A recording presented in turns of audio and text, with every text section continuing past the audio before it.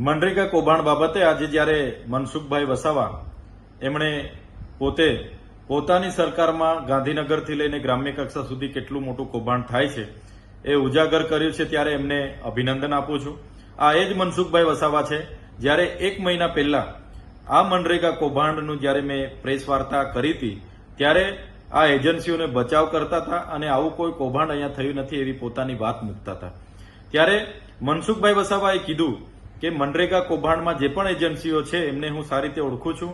એમને હમણાં પણ સર્કિટ હાઉસમાં બોલાવી મેં મુલાકાત લીધી છે અને ગાંધીનગરના મંત્રીઓ, એમના સાંસદો, એમના ધારાસભ્ય, એમના સચિવો, એમના નિયામક, ડીડીઓ, ટીડીઓ સુધીના કેટલા લોકોને કેટલા હપ્તા અમને આપ્યા છે એની પણ સંપૂર્ણ માહિતી એમની પાસે છે એવી એમણે કબૂલાત કરી છે. ત્યારે મનસુખભાઈ વસાવા પર પહેલેથી જ આ માહિતી હતી અને આજે પણ છે. ત્યારે એમને વિનંતી છે કે આ તમામ પ્રકારની માહિતી જગજાહેર કરે.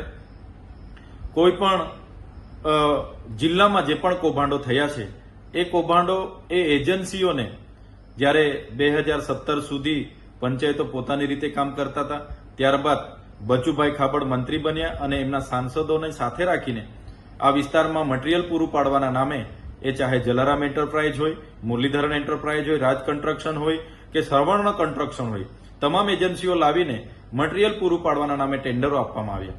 આ એજન્સીઓએ એક પણ કોરીમાંથી કપચી, લીજોમાંથી રેતી કે કોઈ દુકાનમાંથી સળિયા સિમેન્ટ લીધા વગર કે કોઈ જગ્યાએ એ મટીરીયલ પૂરું પાડ્યા વગર બોગસ રોયલ્ટી જીએસટી વાળા બિલો મૂકીને કરોડો રૂપિયા સરકારી નાણાં પોતાના ખાતામાં જમા કર્યા અને એ નાણાં કેટલાય નેતાઓને, કેટલાય અધિકારીઓને એમણે વ્યવહાર કર્યો ને આ કૌભાંડ છેલ્લા 5 વર્ષ સુધી ચાલ્યું. તો આ એજન્સીના ખાતામાં 2500 કરોડ રૂપિયા જમા થયા છે. એની સઘન તપાસ થાય એવી અમારી માંગણી છે.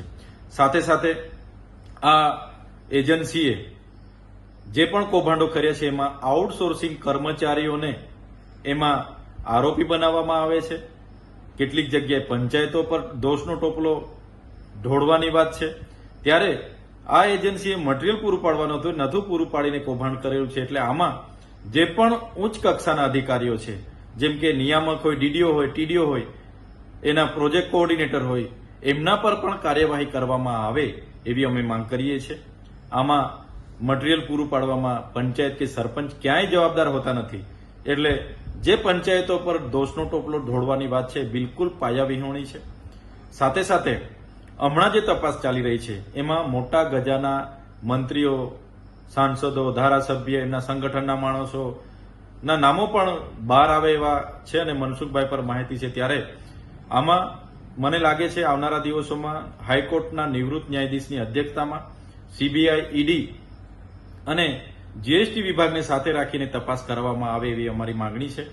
જ્યારે પણ કોઈ વ્યક્તિ નાનો ગુનો કરે છે ત્યારે દાદાનું બુલડોઝર ત્યાં પહોંચી જાય છે, ગૃહમંત્રી શેખીઓ મારે છે કે કોઈને કોઈ ચમરબંધીને છોડવામાં નહીં આવે. ત્યારે મારે વિનંતી છે કે તમારો ઝીરો ભ્રષ્ટાચારની જે નીતિ છે એને સાબિત કરવા માટે, દાદાના બુલડોઝરનો પાવર સાબિત કરવા માટે ખૂબ સારો અવસર તમારી પાસે છે. આમાં તમે ઝીણવટથી, નિષ્પક્ષથી તપાસ કરાવો. જે પણ લોકો જવાબદાર હોય, તમારા સરકારના હોય, ચાહે વિપક્ષના હોય, ચાહે સંગઠનના હોય, ચાહે ગમે તે મોટા અધિકારીઓ, એના પર કાર્યવાહી કરી બતાવો એવી અમારી માંગણી છે.